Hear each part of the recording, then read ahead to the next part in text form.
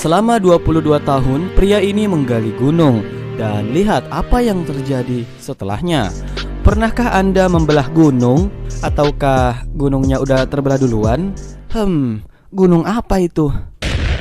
Kali ini ada kisah nyata yang sangat menginspirasi dari seorang kakek yang sudah tua tapi masih sangat bersemangat untuk membelah gunung. Dialah Dasrat Manjidwar.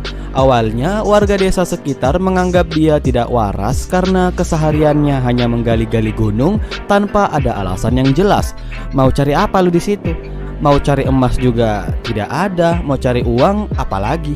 Namun walaupun masyarakat terus mencemooh dan menggosipinya, dia tidak mendengarkannya karena jauh. Bagaimana bisa didengar, Bogeng? Namun setelah pekerjaannya selesai, masyarakat baru tahu ternyata ini toh yang dia bangun selama 22 tahun. Apa yang dia bangun? Yang dia bangun adalah putar dulu intronya.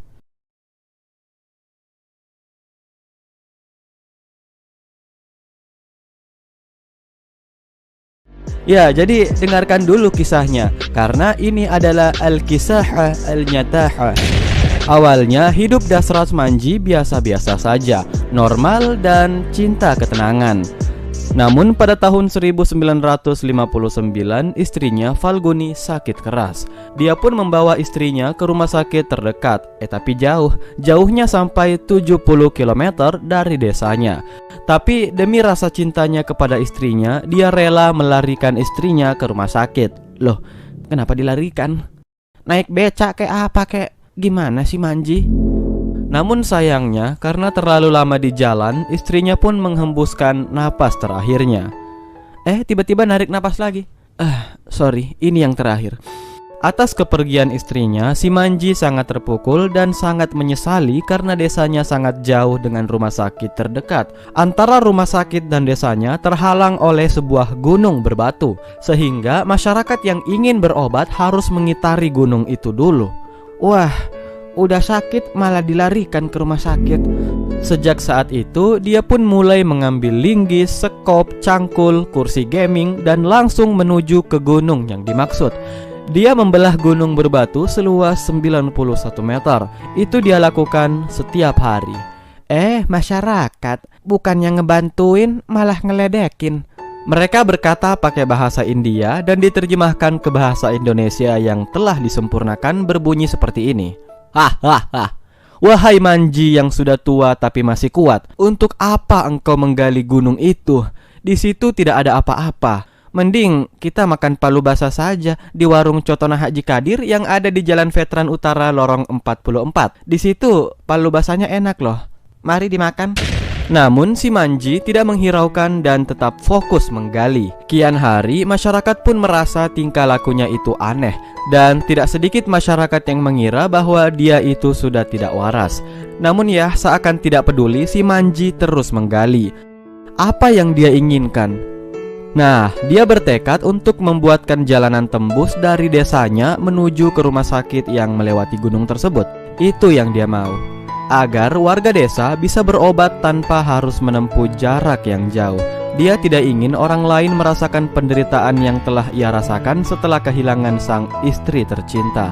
Maka teruslah ia menggali sampai akhirnya tembus kan tuh gunung. Begitu gunungnya tembus, loh, rumah sakitnya mana? Maaf Pak, rumah sakitnya sudah dipindahkan ke seberang gunung. Apa?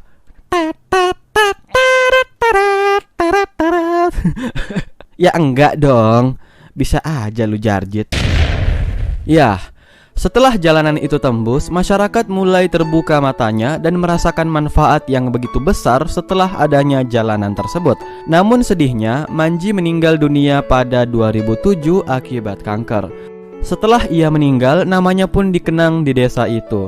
Dia dianggap sebagai seorang pahlawan yang rela menghabiskan umurnya demi kepentingan masyarakat. Nama Dasrat Manjidwar diabadikan pada pintu masuk dan jalan di desa Bihar tersebut. Walaupun beliau sudah meninggal, manfaat yang dia berikan masih terus dirasakan oleh para warga. Kalau si Manji tahu, pasti di alam kubur dia geleng-geleng kepala ini. Waktu gua hidup lu hina-hina, setelah gua tiada, lu puji-puji. Gimana sih lu? Karena kisahnya yang penuh inspirasi itu, akhirnya dia diabadikan dalam sebuah film berjudul Manji the Mountain Man oleh sutradara India bernama Ketan Mehta. Dan film ini sempat booming di tahun 2015. Wow, sungguh luar biasa kakek ini. Sekarang, apakah kalian terinspirasi untuk membelah gunung? Inspirasi di sini adalah sebuah kerja keras pantang menyerah sampai dia tembus. Apa gunanya dia menggali 22 tahun kalau seandainya tidak tembus kan? Maka dari itu, bagi kalian yang selama ini sudah berjuang, jangan sia-siakan perjuangan kalian sebelum menemukan hasil. Jadi, tetap semangat dan lanjutkan. Udah sedikit lagi tembus kok. Tenang, kan ada Nippon Elastex. Hah, sekian dulu kisah nyata kali ini. Ambil hikmahnya dan salam perdamaian.